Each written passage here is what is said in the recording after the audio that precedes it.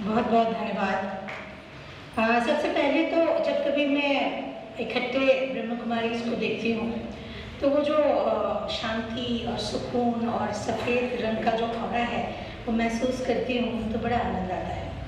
तो शुरुआत सबसे पहले मैं चंद पंक्तियाँ कहना चाहूँगी हमारी बहनों के लिए, ब्रह्म कुमारी बहनों के लिए। कहाँ से आई है उसकी चिंता मत करिए, आपको समर्पित है और वो अंदर की सुंदरता से रिलेटेड है कि ना कजरे की धार, ना मोतियों के हार, ना कोई किया श्रृंगार, फिर भी कितनी सुंदर हो, फिर भी कितनी सुंदर हो।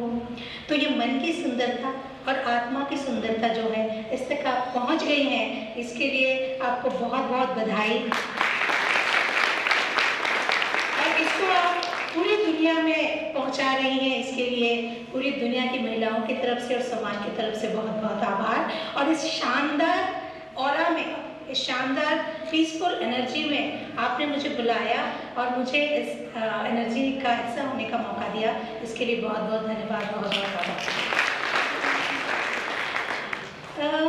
हम कहते हैं, मैं ये शब्द सुनना ही मुझे अच्छा नहीं लगता कि हम कहीं से कमज़ोर हैं। मैं शुरू से बात करती हूँ क्योंकि महिला दिवस आज है और होली भी आने वाली है, तो होली की बात हो और कृष्ण की बात ना हो, और हमारे परिवेश की, समाज की बात हो और कृष्ण की बात ना हो, तो कुछ छोटी छोटी बातें मैं कहती जाऊँगी, उसमें से हम कुछ कुछ सीखते जाएंगे या याद करते जाएंगे। हम हैं तो वैसे ही, और महिलाएं हमेशा से सशक्त रही हैं, इसीलिए तो समाज यहाँ तक पहुँच गया, नहीं तो पहुँचता ही है ना। सो ऐसा ही एक होली का मौसम है और गोपियाँ इंतजार कर रही हैं कृष्ण का कि कृष्ण आएंगे, कान्हा आएंगे और होली खेलेंगे। और कान्हा बड़े आदमी, तो कान्हा के पास समय नहीं है और कान्हा ने भेज दिया उद्धव को दूत बनाकर। अभी आप देखिए, गोपियाँ इंतजार कर रही हैं कृष्ण का, कान्हा का, और उद्धव आ गए।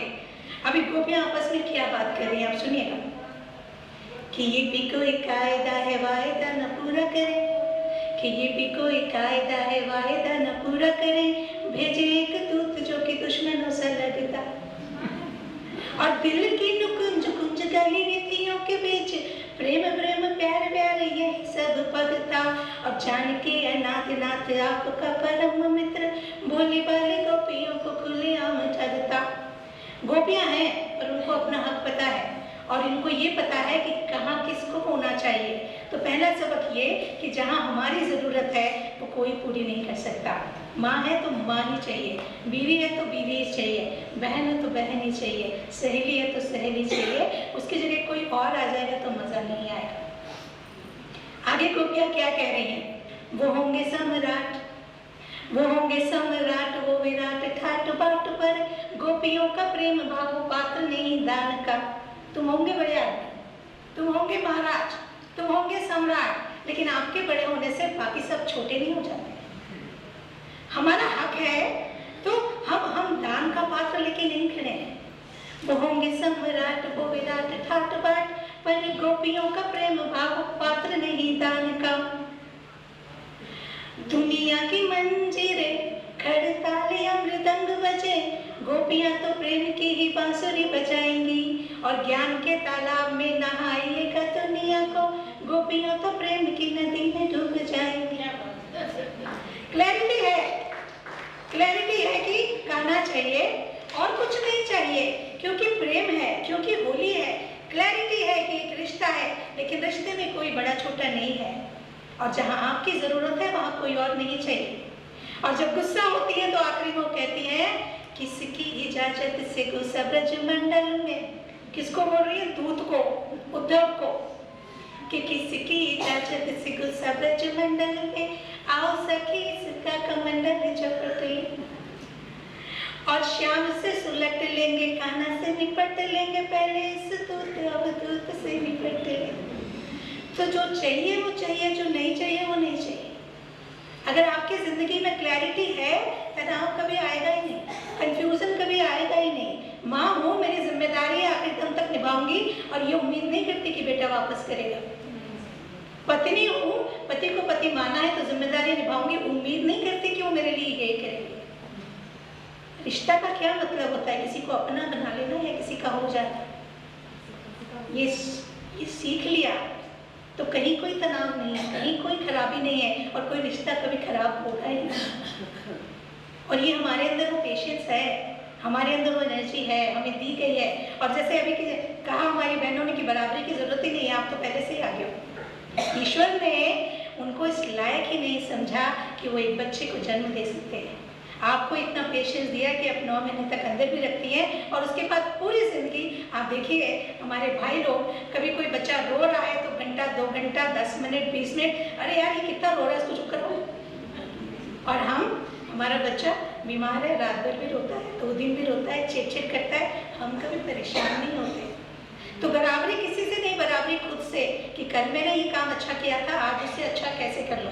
जिस दिन अपने आप से बराबरी करने लग जाओगी, अपने आप से अपने आप को इम्प्रूव करने लग जाओगी, दुनिया में किसी के प्रति कभी कोई ईर्ष्या द्वेष ऐसी भावना आएगी ही नहीं। और ऐसे में मुझे याद आते हैं महादेवी वर्मा, अपने जमाने की एक सशक्त महिला, है ना। हम जब बहाने लेते हैं कि यार परिवार ऐसा था, समाज ऐसा था, एजुकेशन नहीं मिला, ये नहीं हुआ, वो नहीं हुआ, तो हम इसीलिए बहाने लेते हैं क्योंकि तय नहीं रहता कि हम करेंगे क्या, है ना। अगर किसी परिवार में महिला अगर मां नहीं बन सकती है तो पूरा परिवार परेशान है, पता नहीं कहाँ कहाँ कितनी दूर जाके वो किसी भी तरह से कोई ऐसी तकनीक हो जाए, कोई ऐसी दवाई हो जाए जिससे एक बेबी हो जाए। जनक दीदी बैठी हैं, इनको कभी अफसोस नहीं है, क्योंकि जिस दिन समाज के लिए अपने आप को अर्पण किया था, तय किया था कि अपने बच्चे नहीं होंगे, तो क्लैरिटी थी। यदि आपके विचारों में क्लैरिटी, और आज पद्मश्री लेके आपके सामने बैठी है, सोचिए कितनी मेहनत की होगी, तो क्लैरिटी लाइए। और महादेवी वर्मा जो कहती हैं कि अगर आप एक्सक्यूजेस ढूंढती हैं, पुराना जो कुछ भी हो गया उसे जाने दीजिए। कहना ठंडी सांस में अब भूल बहुत जल्दी कहानी, कहना ठंडी सांस में अब भूल बहुत जल्दी कहानी, आग हो उनमें तभी रग में सजेगा आज पानी, हार भी तेरी बनेगी माननी जय की पताका, हार भी तेरी बनेगी माननी जय की पताका, राख क्षणिक पतंग की है अमर दीपक की कहानी, है तुझे अंगार सैया पर मधुर कलियां बिछा। जिंदगी कभी आसान नहीं चलती, जिंदगी हमेशा जलेबी की तरह गोल गोल चलती है। संघर्ष आएंगे, आते जाएंगे, अच्छा दिन आएगा, फिर रात आती है, फिर सुबह होती है। राख क्षणिक पतंग की है अमर दीपक की निशानी, बहुत सारी राख अगर है तो इसका मतलब ये नहीं कि कोई जला है, इसका मतलब है किसी दीपक ने प्रकाशित होने के लिए अपने को जलाया है। तो राख क्षणिक पतंग की है अमर दीपक की निशानी, है तुझे अंगार शैया पर मधुर कलियां बिछाना, है तुझे अंगार शैया पर मधुर कलियां बिछाना, जाग तुझको दूर जाना, जाग तुझको दूर जाना।